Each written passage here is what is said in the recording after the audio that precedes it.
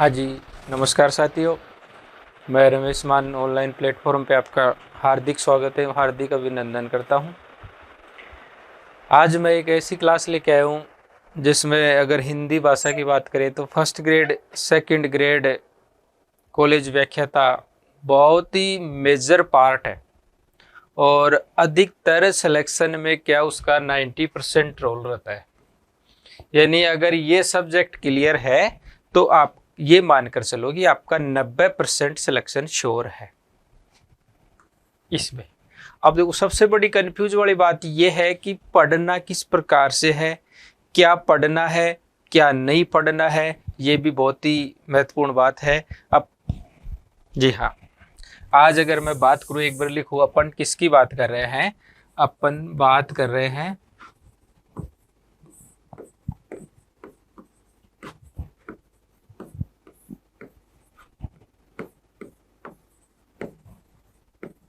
हाँ जी, हिंदी साहित्य का इतिहास।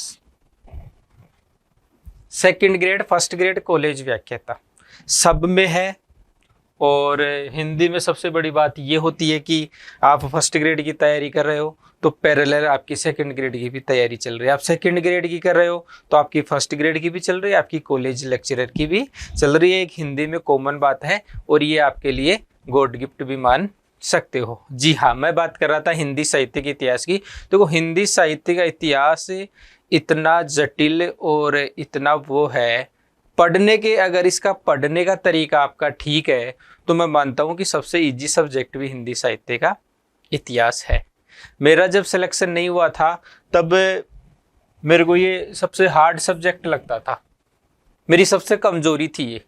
लेकिन मैं इसको समझा, इसके पीछे पढ़ा तो मेरा सबसे फेवरेट सब्जेक्ट है ये। और 2015 की वैकेंसी में मेरे 99% क्वेश्चन इसमें से ठीक भी थे। तो यानी मेरे सिलेक्शन के पीछे हिंदी साहित्य के इतिहास का है।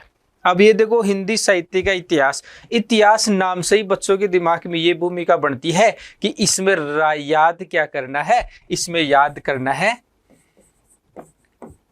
हाँ जी, इतिहास का नाम लेते ही बच्चों के दिमाग में ये चित्र बनता है कि अपन को तो रचनाएं याद करनी है। यानी हिंदी साहित्य के इतिहास में क्या है? हिंदी साहित्य के इतिहास में रचनाएं हैं और अपन क्या करते हैं? रचनाएं के पीछे पड़ जाते हैं। आप देखा होगा कि कोई भी लेखक है, उस लेखक की 20-20 रचना, किसी की 30 रचना, किसी की 40 रचना। अब ये रचनाओं के पीछे पड़ते हैं ना, तो वो 20 रचनाएं याद भी होती हैं। अगर किसी किताब में दे रखा है, उस किताब ने उसको लिखा है ना, उसको भी नहीं याद है उसकी भाई टोटल 40 रचना, उसके एक एक के नाम बताओ, एक एक की सन और बताओ। पूछता है क्या? नहीं पूछता है। रचनाएं वही पूछेगा जो इम्पोर्टेंट होगी, और खासकर सन तो उसी की जो बहुत ही ज्यादा पॉपुलर बुक्स होगी या जो रचना होगी उसी की वो क्या पूछता है? सन पूछता है। यानी मैं मानता हूं कि 1-2 क्वेश्चनों में वो करवाएगा, इधर रचना देगा और इधर वो सन देगा, इन दोनों को मैच करवाएगा वो। लेकिन कम क्वेश्चनों में पूछता है, और ये उसी में पूछता है जो पॉपुलर होगी, ऐसे उठा के नहीं पूछेगा वो। हाँ, मैं मानता हूं कि 100 क्वेश्चनों में से अपन ये मान सकते हैं कि 5 क्वेश्चन ऐसी रचनाएं उठाते हैं जो पॉपुलर नहीं है, लेकिन 95 क्वेश्चन तो पॉपुलर ही उठाएगा ना। तो ये भी सबसे बड़ी बात है। तो हिंदी साहित्य के इतिहास में किस प्रकार से आपको पढ़ना है, किस प्रकार से पेपर का पैटर्न है और किस प्रकार से क्वेश्चनों का हल करना है, वो मैं बताऊंगा। देखो, बात कर रहे हैं अपन हिंदी साहित्य के इतिहास की। शुरुआत कब से हुई थी, क्यों इसका नाम हिंदी साहित्य का इतिहास, क्या था, कब से था, कौन कौन सी रचनाएं हैं, क्यों, कौन कौन से लोगों के कथन है, इसके बारे में अपन चर्चा करेंगे। आपने देखा होगा कि हिंदी साहित्य के इतिहास की अपन शुरुआत माने तो लगभग 1000 ईस्वी से मानते हैं। ये मानते हैं कि 1000 ईस्वी के आसपास हिंदी साहित्य की शुरुआत हो गई थी। अब दूसरा प्रश्न ये भी उठना चाहिए, क्या डायरेक्ट हिंदी साहित्य का इतिहास शुरू हो गया था, यानी सन 1000 ईस्वी में हिंदी साहित्य का इतिहास लिखा गया था? प्रश्न तो उठना चाहिए भाई। डायरेक्ट 1000 में ऑन कोई ये ज्वालामुखी या अन्य कोई चीज थोड़ी है कि एकदम से विस्फोट हो गया। हिंदी साहित्य का इतिहास लिखा गया, उसकी भी शुरुआत में कुछ हुआ होगा ना। तो देखो अब बात करते हैं साहित्य के इतिहास की। हाँ जी, साहित्य का इतिहास।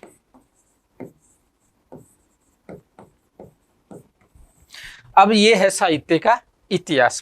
मैंने अभी ये बताया कि हिंदी साहित्य का इतिहास लगभग 1000 ईस्वी के आसपास से लिखा गया था, या 1000 ईस्वी की जितनी रचनाएं हैं वो हिंदी साहित्य के इतिहास के अंतर्गत मानते हैं। कि अपन ये मानते हैं कि हिंदी साहित्य का जो इतिहास है वो 1000 ईस्वी के आसपास लिखा गया है। इतना आपको आइडिया हो गया। हिंदी साहित्य के इतिहास की देखो भूमिका बनेगी, किस प्रकार से बनेगी। अब मैं बात करूं, अपन बात कर रहे हैं हिंदी साहित्य का इतिहास का आरंभ।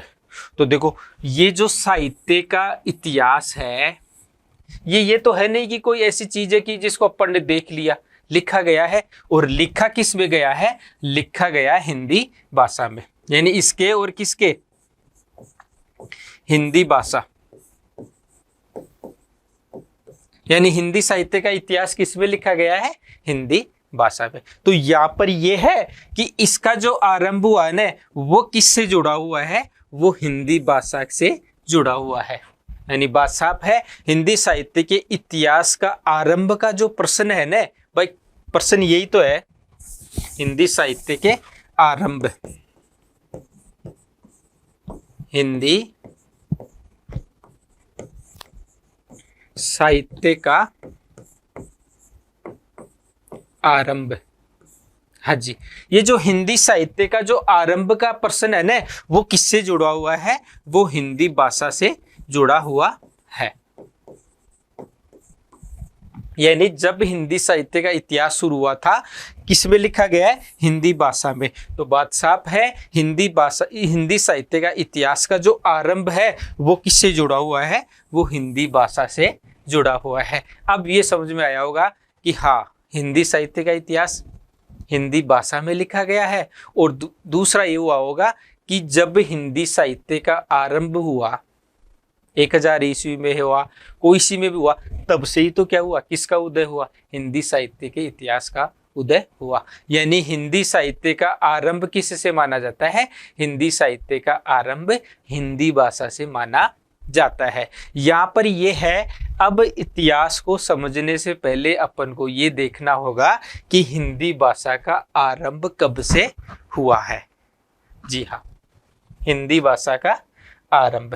देखो शुरू में कोई भी भाषा परिष्कृत और साहित्यिक भाषा नहीं होती है। उससे पहले वो क्या होती है? एक जन भाषा का या एक प्रचलित या बोली किसी के भी रूप में उसका प्रचलन होता है। हिंदी भाषा के विकास की बात करें तो हिंदी भाषा का विकास प्रारंभ में एक जन भाषा के रूप में हुआ था। हाँ जी, हिंदी भाषा का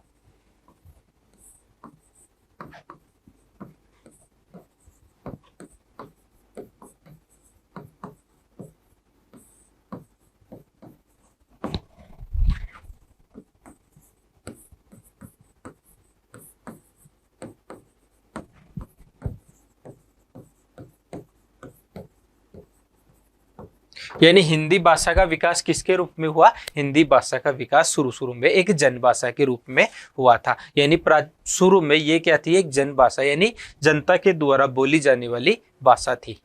कोई भी भाषा होती है, जैसे आज ये भाषा है, कोई भी भाषा, जैसे हिंदी भाषा की बात करें, कोई भी भाषा जन भाषा अपने प्रवाह की अक्षुण्णता में सदा एक रूप नहीं रहता है। उसमें क्या होता है? समय, परिस्थिति और काल के अनुसार उसमें क्या होता है? परिवर्तन होता है। हाँ जी, ये भाषा जो हिंदी भाषा थी, ये प्रारंभ में कैसी थी? जन भाषा के रूप में थी। लेकिन इसमें देखो किस किस का प्रभाव पड़ा? समय, काल, परिस्थिति के अनुसार इसका जो रूप है वो धीरे धीरे क्या होने लगा? वो धीरे धीरे परिवर्तन होने लगा। यानी ये जो जन भाषा थी, समय के अनुसार ये जन भाषा नहीं रही, इसके रूप में भी क्या होता गया? इसके रूप में परिवर्तन होता गया। हाँ जी, समझ में आ गया। यानी कोई हिंदी प्रारंभ में हिंदी का विकास एक जन भाषा के रूप में हुआ। दूसरा मैंने ये बताया कि कोई भी भाषा होती है ना, उसका सदा एक रूप नहीं होता है, उसका रूप क्या होता है? परिवर्तित होता रहता है। यहां तक आ गया।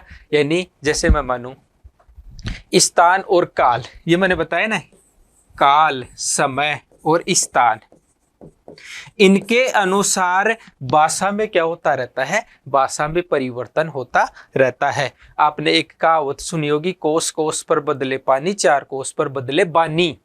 बानी का मतलब है बोली, यानी एक या दो कोस यानी 2-3 किलोमीटर में देखते हैं कि भाषा के रूप में थोड़ा बहुत परिवर्तन होता रहता है। तो हिंदी जनभाषा थी और इसमें समय, काल, स्थान आदि के आधार पर क्या हो गया, इसमें परिवर्तन उत्पन्न होता गया। यानी हिंदी भाषा ने अपने भी काल स्थान में ये भेद अपनी दीर्घ यात्रा तय की है। यानी प्रारंभ में एक जनभाषा थी, फिर देखो दीर्घ यात्रा कैसे तय की, यानी इसमें किस किस का परिवर्तन हुआ, स्थान, काल, समय आदि के आधार पर इसमें क्या हो गया, परिवर्तन होता गया। यानी हिंदी भाषा की जो विकास की यात्रा है वो दीर्घकालीन है, यानी क्या है, लंबी है। और इसने अनेक रूप परिवर्तित किए। कैसे परिवर्तित किए, यानी अपनी दीर्घ यात्रा में, जैसे मैं बोलूं मैथिली, कन्नौजी, मारवाड़ी, अवधी, ब्रज, भांगरू, यानी हिंदी भाषा इनके रूप में परिवर्तित होकर क्या हुआ है, विकास के काल की यात्रा को धारण किया है। यानी हिंदी भाषा में काल, भेद और स्थान, स्थान बताया ना, काल आदि के आधार पर देखो, स्थान मैथिली, कन्नौजी, मारवाड़ी, ये क्या स्थान, जहां पर जैसा स्थान उसी के अनुसार वहां पर क्या हो गई, बोली विकसित हो गई। यानी जो हिंदी का जो विकास की यात्रा है वो एक दीर्घकालीन यात्रा है। समय परिस्थिति के अनुसार उसमें क्या होता गया, उसके अनुसार परिवर्तन होता गया। और ये जो हिंदी भाषा ये छोड़ गई, आजकल किसके स्थान के रूप में प्रचलित है, ये स्थान विशेष के रूप में प्रचलित हो गई। यानी प्रारंभ में इन्हीं यात्राओं से होकर हिंदी गुजरी है और वर्तमान में इनको किसके नाम से संबोधित करते हैं, स्थान के नाम से संबोधित करते हैं। ये एक स्थान विशेष की बोली बनकर रह गई, लेकिन हिंदी की विकास यात्रा यहीं से प्रारंभ हुई थी। ठीक है, यहाँ तक बात थोड़ा वो समझ में आएगा, अभी आएगा आपको। यानी भाषा के रूप भेद को बुलाकर अपन ये देखें कि एक भाषा का अंत और दूसरी भाषा का प्रारंभ होता है।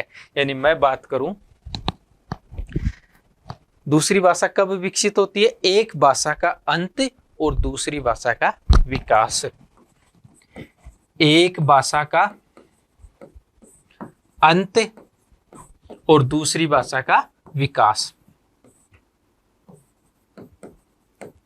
यानी बात करें तो अपन हिंदी की, धीरे धीरे देखो हिंदी की भाषा में परिवर्तन होता रहा है और एक विकसित भाषा के रूप में परिवर्तित हो रही है। यानी एक भाषा का अंत और दूसरी भाषा का क्या हो गया, विकास हो गया। हिंदी भाषा का विकास भी कुछ इसी तरह से हुआ था। यानी मैं बात करूं हिंदी भाषा का उद्गम और विकास किस प्रकार से हुआ। हिंदी भाषा का उद्गम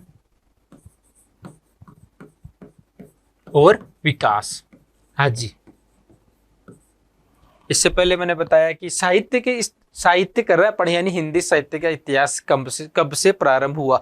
तो उससे पहले मैंने ये बताया था कि साहित्य के आरंभ का प्रश्न भाषा से जुड़ा हुआ है। तो यहाँ पर पहले ये देखना होगा कि हिंदी भाषा का विकास कब से हुआ है, तब फिर उससे आपको हिंदी साहित्य का आरंभ समझ में आएगा। इससे पहले मैंने बताया कि हिंदी भाषा क्या थी, एक जन भाषा के रूप में थी और उसके रूप में धीरे धीरे परिवर्तन हुआ। काल, समय, स्थान के आधार पर इस भाषा ने भी अनेक रूप धारण किए हैं। बाद में वो स्थान विशेष के रूप में प्रचलित हो गए। और फिर मैंने आपको ये बताया कि हिंदी भाषा यानी कोई भी भाषा का अंत तो दूसरी भाषा का उसका क्या होता है, जन्म होता है। अब अपन ये देख रहे हैं कि हिंदी भाषा का उद्गम और विकास भी इसी रूप में हुआ है। यानी हिंदी भाषा ये नहीं है कि 1000 ईस्वी के आसपास हिंदी भाषा का जन्म हुआ, जन्म नहीं हुआ, उसमें धीरे धीरे परिवर्तित होकर वो लगभग 1000 ईस्वी के आसपास किस भाषा के रूप में प्रचलित हो गई, हिंदी भाषा के रूप में प्रचलित हो गई। यानी भाषा का एक क्या होता है, विकसित काल होता है। जैसे हिंदी भाषा का किस प्रकार से जन्म हुआ, मैं बात करूं वैदिक संस्कृत,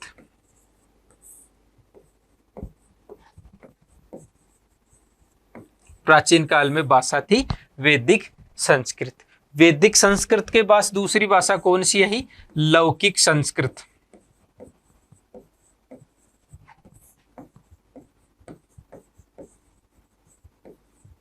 यानी प्राचीन काल में कौन सी भाषा थी, वैदिक संस्कृत। वैदिक संस्कृत के बाद कौन सी आई, लौकिक संस्कृत। लौकिक संस्कृत के बाद आई पाली।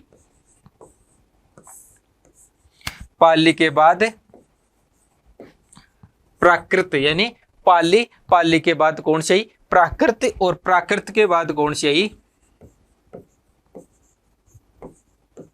अपभ्रंश। और अपभ्रंश के बाद किसका विकास हुआ, अपभ्रंश के बाद हिंदी भाषा का विकास हुआ। हाँ जी,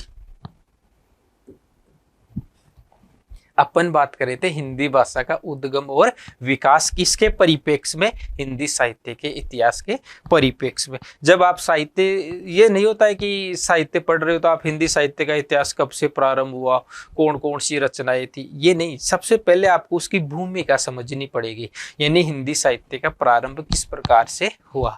तो उसके प्रारंभ का अपन ने पहला प्रश्न ये किया था कि हिंदी साहित्य के इतिहास का प्रारंभ का जो प्रश्न है ना, वो हिंदी भाषा के प्रारंभ से जुड़ा हुआ है। यानी साहित्य के प्रारंभ से पहले आपको क्या देखना पड़ेगा, आपको हिंदी साहित्य, हिंदी जो भाषा है उसका प्रारंभ देखना होगा। हाँ जी, अपन बात कर रहे थे हिंदी भाषा का उद्गम और विकास। उससे पहले ये भी बताया था कि एक भाषा का अंत और दूसरी भाषा का क्या होता है, दूसरी भाषा का जन्म होता है। भाषा पहले जनभाषा के रूप में होती है, समय काल के आधार पर उसमें परिवर्तित होता रहता है और वो एक साहित्य भाषा के रूप में परिवर्तित हो जाती है। हाँ जी, सबसे पहले कौन सी भाषा थी, वैदिक संस्कृत। वेदों की रचना हुई, ये आपको पता है, यानी वैदिक संस्कृत में वेदों की रचना हुई। पहले कौन सी आई, वैदिक संस्कृत। वैदिक संस्कृत का अंत हुआ तो कौन सी भाषा आई, लौकिक संस्कृत। रामायण महाभारत आदि जो भी है किसमें, लौकिक संस्कृत के रूप में प्रचलित हुई। यानी वैदिक संस्कृत के बाद कौन सी आई, लौकिक संस्कृत। लौकिक संस्कृत के बाद कौन सी भाषा आई, पाली भाषा।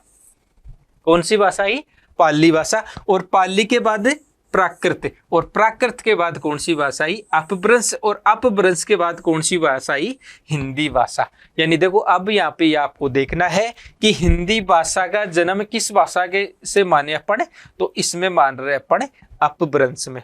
ठीक है, यानी प्राचीन काल में जो हिंदी भाषा रही होगी उसका विकास किस भाषा से हुआ है, उसका विकास अपभ्रंश से हुआ है। अब आपके सामने ये हुआ होगा कि क्या एक साथ अपभ्रंश समाप्त हो गई, हिंदी भाषा प्रारंभ हो गई? जी हाँ, बिल्कुल स्वाभाविक प्रश्न है। तो आपको मैंने बताया कि कोई भी भाषा एक रूप में एक साथ परिवर्तन नहीं होता है, समय के आधार पर उसमें परिवर्तित होता रहता है। या मैं बात करूं अपभ्रंश की, तो देखो अपभ्रंश लगभग साहित्यिक भाषा के रूप में 15वीं शताब्दी तक इसका क्या रहा था, इसका प्रचलन रहा था। यानी 15वीं शताब्दी तक तो अपभ्रंश का साहित्य में देख बोलवाला था। ठीक है, लेकिन अपन बात करें हिंदी भाषा, तो हिंदी भाषा का रूप किस में हुआ है, अपभ्रंश में। अब 15वीं शताब्दी तक अपभ्रंश की भाषा रही, लेकिन धीरे धीरे परिवर्तन किस में हो रहा था, अपभ्रंश से हिंदी में हो रहा था। कई विद्वान जैसे अपभ्रंश के रूप माने तो अपभ्रंश के अपन दो रूप मान सकते हैं, एक पूर्व अपभ्रंश 2 पार्ट में, दूसरा है उत्तर अपभ्रंश। यानी ये जो उत्तर अपभ्रंश है ना, ये अपने हिंदी के लिए है, क्योंकि लास्ट यानी जो अपभ्रंश का अंतिम पड़ाव है उसी से किसका निर्माण हुआ है, उसी से हिंदी भाषा का निर्माण हुआ है। यानी अपन ने जो हिंदी भाषा में जो लिखावट था, जो बोलबाला था, वो किन शब्दों से ग्रहण किया है? वो अपन ने उत्तर अपभ्रंश से ग्रहण किया है। इसके शब्दों को भी अपन ने ग्रहण किया है, इसकी रचनाओं को भी क्या किया है? अपन ने ग्रहण किया है। यानी हिंदी भाषा में अब देखो किसका विकास हो रहा है? ये आपके हिंदी भाषा का विकास हो रहा था। यह तक समझ में आया? यानी जो अपभ्रंश भाषा थी वो साहित्य के रूप में 15वीं शताब्दी तक साहित्य के रूप में बनी हुई थी। यहां तक समझ में आ गया? अब अपन बात करेंगे अपभ्रंश और हिंदी की। अपभ्रंश विकास किसका हुआ? विकास हुआ हिंदी का। आपको पता है 15वीं शताब्दी तक ये किसकी? 15वीं शताब्दी तक साहित्य की भाषा बनी रही। यानी ये 15वीं शताब्दी तक अपभ्रंश साहित्य की भाषा बनी रही। यानी 8वीं शताब्दी से ही बोलचाल की भाषा से पृथक होकर, यानी मैं बताया पाली प्राकृत अपभ्रंश, पाली, इससे पहले किसका विकास है? पाली का। तो अपन ये बात करें कि 8वीं शताब्दी में तो ये जो अपभ्रंश थी वो 8वीं शताब्दी में, इससे पहले की जो पाली थी उससे अलग होकर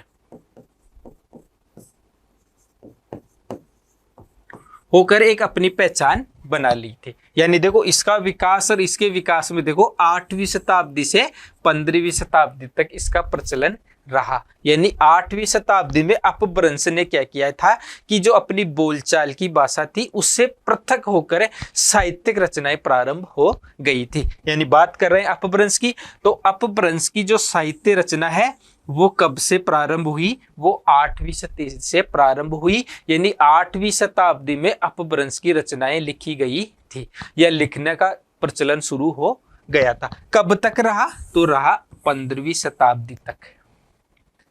यहां तक समझ में आ गया? यानी बात कर रहे हैं अपन अपभ्रंश की, तो अपभ्रंश में ये हुआ कि 8वीं शताब्दी से साहित्य रचनाओं का प्रचलन यानी प्रारंभ हुआ, और कब तक रहा? तो 15वीं शताब्दी तक रहा। ठीक है। अब अगर अपन अब बात कर रहे हैं दूसरी बात है, या एक आपके भी दिमाग में प्रश्न ये उठ रहा होगा कि साहब 8वीं शताब्दी से प्रारंभ हुआ और कब तक रहा? 15वीं शताब्दी तक। दो गई। अब दूसरा क्वेश्चन ये भी विकसित होगा कि साहब हिंदी भाषा का विकास किससे माना गया? हिंदी भाषा का विकास अपभ्रंश से माना गया। ठीक है। अब हिंदी साहित्य का इतिहास में बता रहा कि अपन मान रहे कितना, लगभग 1000 ईस्वी के आसपास हिंदी साहित्य का इतिहास लिखा गया। दूसरा प्रश्न ये भी उठा होगा कि साहब जब 15वीं से 8वीं शताब्दी तक अपभ्रंश थी तो क्या हिंदी अलग भाषा बन गई थी? प्रश्न उठ रहा होगा। उस समय भी क्या थे, जो लेखक और जो विद्वान थे उनके मन में भी उत्पन्न हो रहा था। यानी उन्होंने ये निर्धारित किया कि 15वीं शताब्दी तक ये रही तो हिंदी भाषा को कब से प्रारंभ माना जाए। उस समय का ये बहुत ही जलवंत और अत्यधिक मुद्दा था। यानी आज भी अपन देखते हैं ना कि कोई भी मुद्दा होता है, एक सकारात्मक पक्ष होता है और एक क्या होता है, नकारात्मक पक्ष होता है। उस समय भी जब हिंदी भाषा को अपन हिंदी पृथक से भाषा मान रहे थे, उस समय भी दो गुट प्रचलित हो गए थे। एक गुट तो ये मान रहा था कि ये किसके रूप से निकली हुई है, ये अपभ्रंश से निकली हुई है। कुछ लोग क्या कर रहे थे, कुछ लोग इसको विरोध भी कर रहे थे, नहीं अपभ्रंश नहीं, ये तो अपने धीरे धीरे परिवर्तित हुआ है। यानी कुछ विद्वान तो ये मान रहे थे हिंदी भाषा में कि जो उत्तर अपभ्रंश यानी अपभ्रंश का लास्ट वाला रूप उसको बोलते हैं उत्तर अपभ्रंश। यानी उत्तर अपभ्रंश ही क्या है, पुरानी हिंदी है। हाँ जी, कुछ लोग तो ये मान रहे थे कि जो उत्तर अपभ्रंश है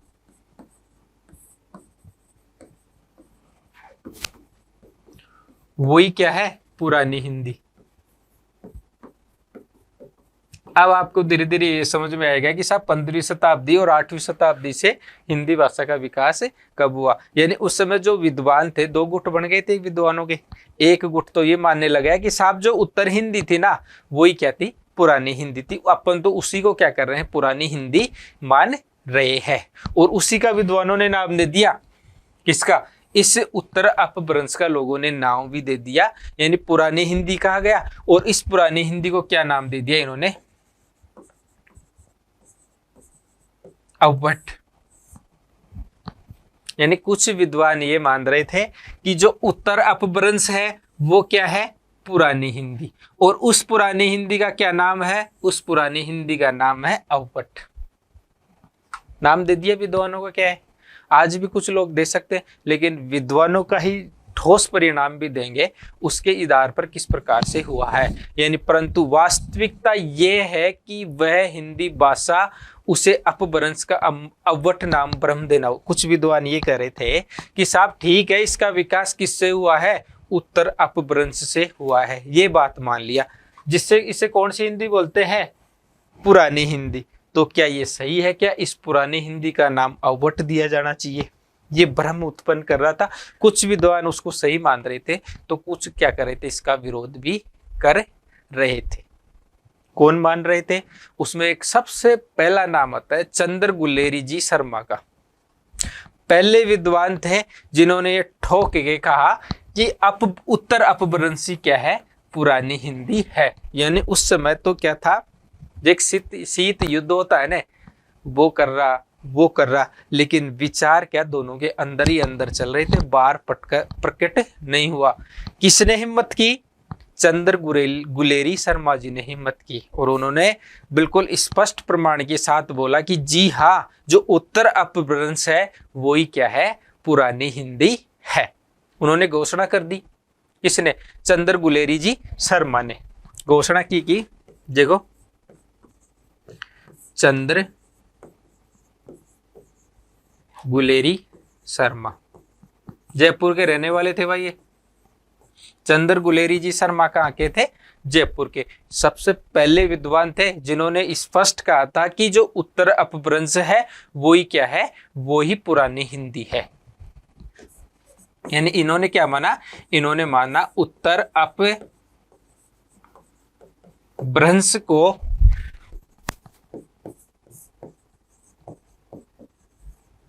पुरानी हिंदी माना। प्रश्न कई बार परीक्षा में सीधा हुआ प्रश्न था कि वो पहले विद्वान कौन से थे जिन्होंने अपभ्रंश को पुरानी हिंदी माना। बिल्कुल क्लियर होता चल रहा है आपके।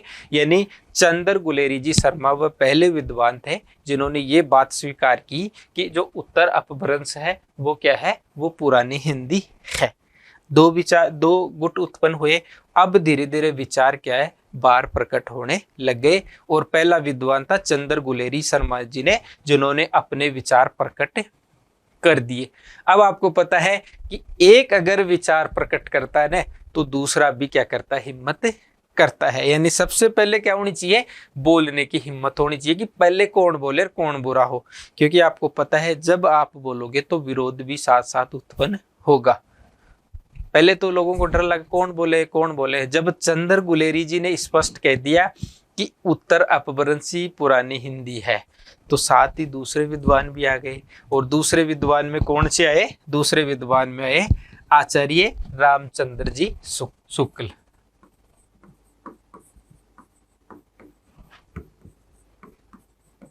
रामचंद्र शुक्ल दूसरे विद्वान आ गए। चंद्र गुलेरी जी शर्मा के साथ ही खड़े हो गए।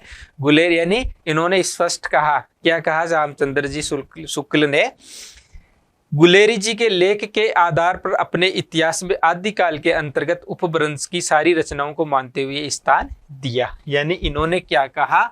उन्होंने कहा गुलेरी जी के मत को स्वीकार करते हुए उत्तर अपभ्रंश की रचनाओं को आदिकाल में स्थान दिया। हाँ जी, बात साफ है। पहले हिम्मत किसने की? पहले चंद्र गुलेरी शर्मानी जी ने कह दिया कि उत्तर अपभ्रंश से ही किसका हुआ है, हिंदी का हुआ है। उसी को अपन क्या बोलते हैं, पुरानी हिंदी बोलते हैं।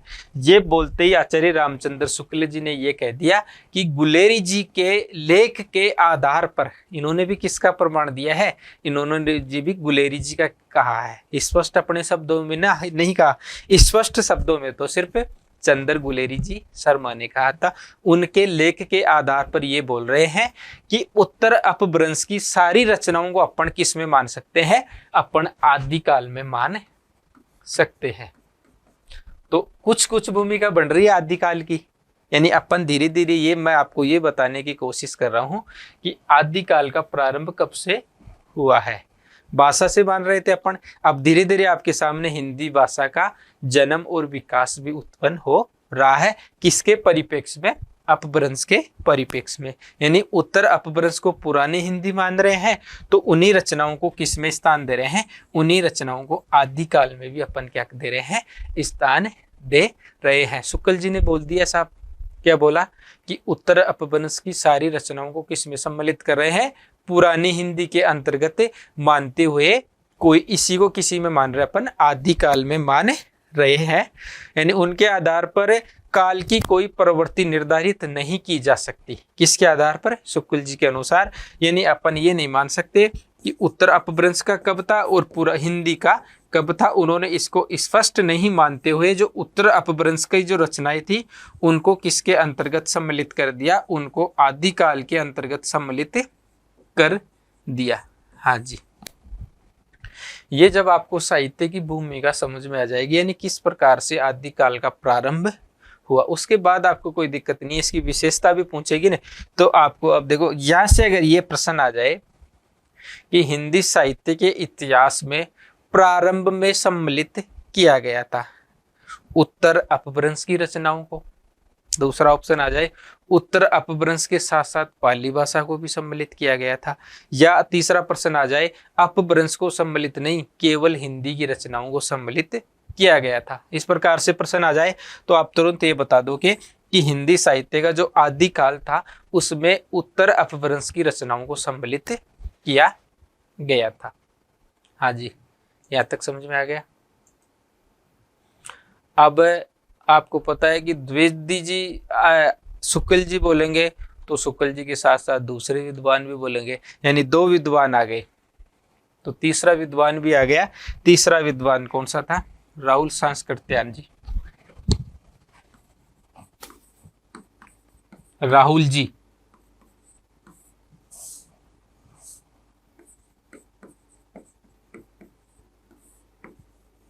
हाँ जी, शुक्ल जी के साथ साथ ही कौन से आ गए, राहुल जी। और राहुल जी ने भी उत्तर अपभ्रंश की रचनाओं को किस में माना, हिंदी के अंतर्गत मान लिया। यानी राहुल सांस्कृत्यायन ने भी उत्तर अपभ्रंश की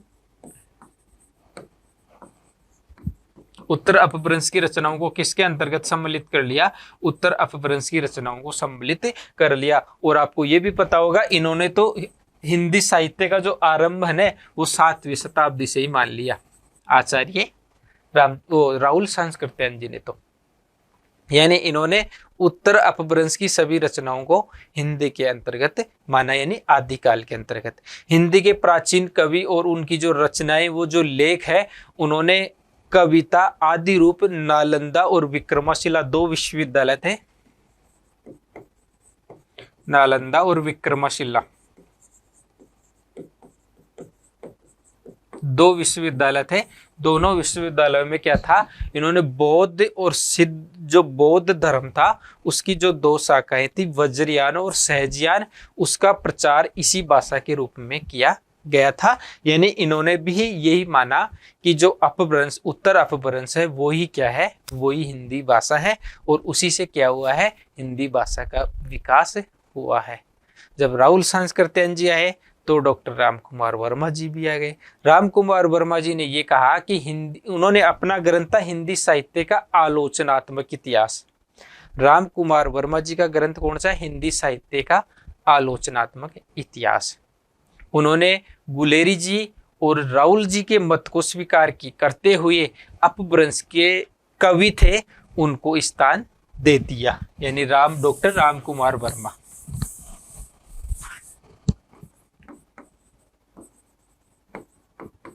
राम कुमार वर्मा, इन्होंने किसके मत को स्वीकार किया?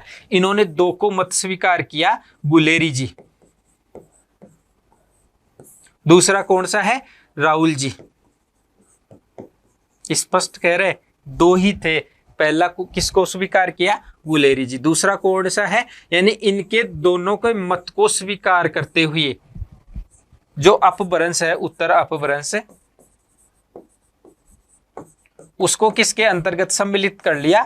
उसको हिंदी के अंतर्गत सम्मिलित कर लिया गया, राहुल जी और गुलेरी जी के मत के अनुसार। ठीक है, स्पष्ट है। इन्होंने शुक्ल जी के मत को नहीं माना, किसके मत को माना?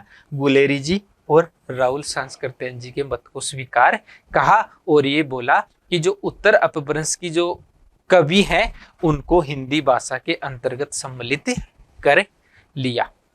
शुक्ल जी के साथ ये कुछ कुछ सहमत होते हुए भी, यानी एक दूसरा विद्वान माने डॉक्टर श्याम सुंदर, मैं बता रहा था ना, दो गुट बन गए थे। अब ये है डॉक्टर श्याम सुंदर दास जी शुक्ल जी के कुछ कुछ मत को समर्थन कर रहे थे, बाकी कुछ भी नहीं भी कर रहे थे। और उन्होंने क्या, इन्होंने किसका? डॉक्टर हजारी प्रसाद द्विवेदी, आपको याद होगा, जो शुक्ल जी का कट्टर विरोधी था। यानी डॉक्टर श्याम सुंदर दास और डॉक्टर हजारी प्रसाद द्विवेदी ने जे अपभ्रंश का विवेचन किया, किसके अंतर्गत? आदिकाल के अंतर्गत उन्होंने बिल्कुल स्पष्ट विवेचन किया है। यानी जब आदिकाल में आपको याद हो, शुक्ल जी ने वीरगाथा काल दिया था इसका नाम, तो इन्होंने इसका बाकायदा विवेचन किया है। और जो शुक्ल जी ने पहले माना कि गुलेरी जी के अनुसार, तो डॉक्टर श्याम सुंदर शर्मा और हजारी प्रसाद द्विवेदी जी ने आदिकाल के अंतर्गत उसका विवेचन करते रहे, यानी क्या अपभ्रंश को पुरानी हिंदी के अंतर्गत सम्मिलित कर सकते हैं, इसका उन्होंने क्या किया है? विवेचन, यानी उसकी आलोचना की है। द्विवेदी जी ने भी अपभ्रंश और हिंदी के संबंध में ये मत व्यक्त किया है। किसने? हजारी प्रसाद द्विवेदी ने हिंदी और जो अपभ्रंश है उसके संबंध में ये मत व्यक्त किया है, क्या कि इस प्रकार 10वीं से 14वीं शताब्दी तक जिस साहित्य का काल रहा उसको क्या दे सकते हैं? उसको आदि काल दे सकते हैं। यानी अब धीरे धीरे एक भूमिका बन रही है, और वो भूमिका बन रही है 10वीं शताब्दी। यानी डॉक्टर हजारी प्रसाद द्विवेदी कह रहे हैं कि जिस प्रकार अपभ्रंश और हिंदी का संबंध में जो मत व्यक्त हो रहे हैं, उस प्रकार ये मान सकते हैं कि 10वीं शताब्दी से 14वीं शताब्दी तक उसको क्या दे सकते हैं? उसको आदिकाल का नाम दे सकते हैं। यानी 10वीं शताब्दी से 14वीं शताब्दी तक किसके अनुसार? डॉक्टर हजारी प्रसाद द्विवेदी जी के अनुसार इसको क्या कर सकते हैं? इसको ये रूप दे सकते हैं। यहां तक समझ में आ गया आपको? अब अगला ये है, भाषा की दृष्टि से अपभ्रंश को बढ़ावा था। किसको दे रहे थे? अपभ्रंश को ही बढ़ावा दे रहे थे, क्योंकि हिंदी का विकास किससे मान रहे थे? उत्तर अपभ्रंश से मान रहे हैं। तो लास्ट में ये स्पष्ट हो गया, जो उत्तर अपभ्रंश है, उत्तर अपभ्रंश ही क्या है? उत्तर अपभ्रंश ही कौन सी भाषा है? पुरानी हिंदी। यानी इनके जो डिबेट चली, जो मत उनके संबंध में विमत चले, उसके आधार पर यह निष्कर्ष निकला, जो उत्तर अपभ्रंश है वो ही क्या है? पुरानी हिंदी है। ये अब लोग स्पष्ट कहने लगे। इस प्रकार जो अपभ्रंश को जो हिंदी से अलग मानते हैं, फिर भी उन्होंने उत्तर अपभ्रंश, उत्तरकालीन साहित्य को आदि सामग्री में मानने उसका विवेचन किया। यानी बात साफ है, हिंदी साहित्य का जो इतिहास है, इतिहास का जो पहला काल था, वो किसके मध्य और किसके मध्य संबंध है? अपभ्रंश या पुरानी हिंदी के अंतर्गत। आपको पता है, एक साथ भाषा का परिष्कृत और परिरूप परिलक्षित नहीं होता है, तो अपन ये मान रहे थे उत्तर अपभ्रंशी कौन सी है? पुरानी हिंदी है। और आदिकाल में किस रचनाओं को सम्मिलित किया गया? पुरानी हिंदी, यानी जो उत्तर अपभ्रंश है उसकी सामग्री को इसके अंतर्गत सम्मिलित किया गया। यानी इससे ये निष्कर्ष निकला कि हिंदी साहित्य का इतिहास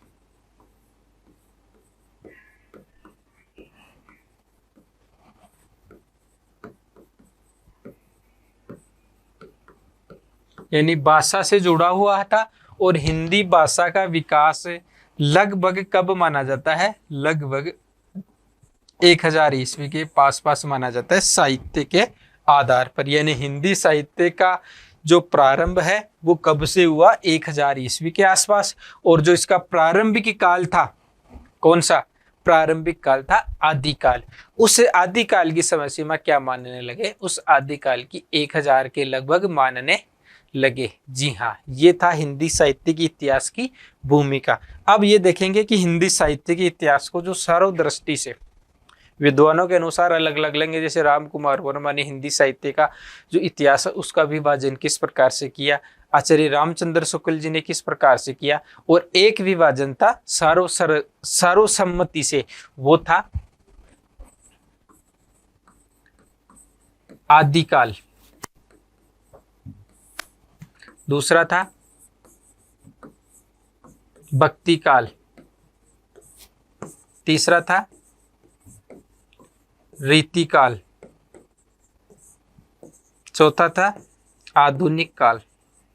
यानी इस प्रकार हिंदी साहित्य का जो काल खंड है उसको कितने भागों में विभाजित किया गया, उसको 4 भागों में विभाजित किया गया, जिसमें पहला है आदिकाल, दूसरा है भक्ति काल, तीसरा है रीतिकाल और चौथा है आधुनिक काल। यानी आदिकाल की समय सीमा आपको ये समझ में आ गई होगी, 1000 ईस्वी से 1350 ईस्वी के लगभग या मध्य क्या चला, आदिकाल चला। और इस काल में जो उत्तर अपभ्रंश है उसकी रचनाओं को क्या किया था, इसके अंतर्गत सम्मिलित किया गया था। और जो भक्ति काल है यानी 1350 से 1650 तक की रचनाओं को, 1350 ईस्वी से 1650 ईस्वी तक की रचनाओं को किसके अंतर्गत सम्मिलित किया, तो इस रचनाओं को भक्ति काल के अंतर्गत सम्मिलित किया गया। और 1650 ईस्वी से 1700 तक किसके अंतर्गत सम्मिलित किया गया, तो इसमें रीतिकाल के अंतर्गत सम्मिलित किया गया। यानी ये 1700 या इसमें 1857 तक की रचनाओं को किसमें सम्मिलित किया गया, रीतिकाल के अंतर्गत सम्मिलित किया गया। और 1857 से आज तक किसमें सम्मिलित किया गया, आज तक आधुनिक काल के अंतर्गत सम्मिलित किया गया। यहाँ पर इस क्लास का उद्देश्य ये था कि जो हिंदी साहित्य का जो इतिहास है उसका प्रारंभ किस प्रकार से हुआ, उसका जन्म किस प्रकार से हुआ, तो उसके बारे में आज अपन ने यहाँ पर हिंदी साहित्य के इतिहास के बारे में चर्चा। रचनाओं को याद रखना कोई इतनी बड़ी बात नहीं है, सबसे पहले उसकी भूमिका समझ में आनी चाहिए। ज्योग्राफी पढ़ते हैं, ज्योग्राफी में आप यूं रटोगे जयपुर जिला, जोधपुर, वो ये, लेकिन जब आपके मैप आपके समझ में आ जाएगा तो आपको कोई दिक्कत नहीं होगी। इसी प्रकार जो हिंदी साहित्य का अगर ये जो मैप है ये आपके दिमाग में समझ में आ गया तो बाकी कोई चीज़ नहीं है, बाकी आपको फिट करना है। आज की क्लास में इतना ही। नेक्स्ट क्लास में अपन ये देखेंगे कि हिंदी साहित्य का इतिहास 1000 ईस्वी में लिखा गया, ठीक है, यहाँ तक बात समझ में आई। क्या इससे पहले कोई रचनाएं नहीं थी या यहीं से स्टार्ट हुई, तो उसको बोलते हैं हिंदी साहित्य इतिहास की पूर्व पीठिका। यानी पूर्व की सामग्री क्या थी इतिहास की, उसके बारे में अपन चर्चा करेंगे। और फिर अपन अध्ययन करेंगे हिंदी साहित्य के इतिहास का प्रारंभ से। इससे पहले और पढ़ेंगे अपन पूर्व पीठिका। हाँ जी, आज की क्लास में इतना ही। धन्यवाद।